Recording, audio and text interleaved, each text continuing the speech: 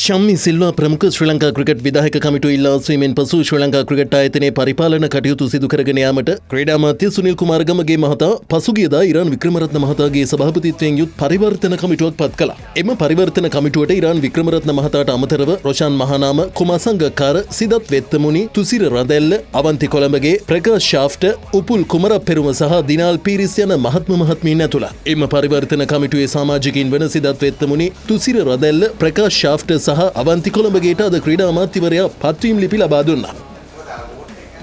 මොකද අපිට එදා සියලුම දෙනා එකතු කරගන්න බැරි වුණා. ඊතුරු අයට අපි අද පත්වීම් දුන්නා. ඒත් අපිට තව දෙන්නෙකුට පත්වීම් ලිපි දෙන්න බැරුව ඉන්නවා. රොෂාන් මහානාම පාකිස්තානයේ මේ වෙලාවේ ඉන්නේ. කුමා සංගක්කාර මහත්මයා ඉන්දියාවේ ඉන්නේ IPL එකේ. කොහොමුණත් අපි දැන් මේ වැඩ කටයුතු පටන් ගත්තා. අපි ලබන සතියේ බෝඩ් එක රැස් වේවි. ඉතින් ක්‍රිකට් හදනවා කෝ අපි ක්‍රිකට් හදනවා. විශේෂයෙන්ම ජනාධිපතිතුමාගේ මඟ පෙන්වීම ඒක ඇතුලේ අපි ක්‍රීඩාවේ සංවර්ධනය අනිවාර්යෙන් කරනවා.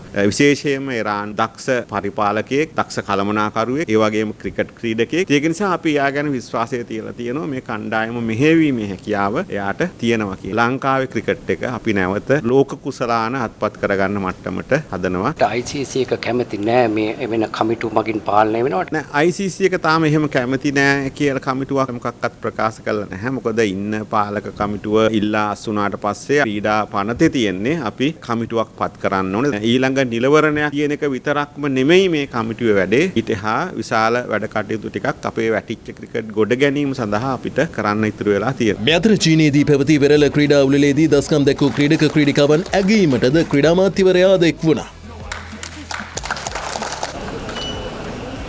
මේ අවුරුද්ද ඇතුළත අපි ක්‍රීඩාව සම්බන්ධයෙන් කරපු දේවල් සමහර ආණ්ඩුවලට හිතා ගන්නවත් බැරි අපි අවුරුද්දක් ඇතුළත කරලා තියෙනවා. කවුද ලංකාවේ මල්ල ක්‍රීඩකයෙකුට 2,10,000ක් දීලා මොන ආණ්ඩුව? ලංකාවේ සමහර පුහුණුකරුවෝ ඉන්නවා. තමන්ගේ බයික් එකට අතින් පෙට්‍රල් ටික ගහගෙන ළමයට මොකක් හරි කෑම ටිකක් අරගෙන ගිහිල්ලා පුහුණු කරන පුහුණුකරුවෝ. මේ අපේ tier 1 ක්‍රීඩිකාව පුහුණුකරුවෙකුට අපි රුපියල් ලක්ෂයක් දෙනවා. මාසික දීමන. ඒක කතා නෙමෙයි. ඔය වැඩ.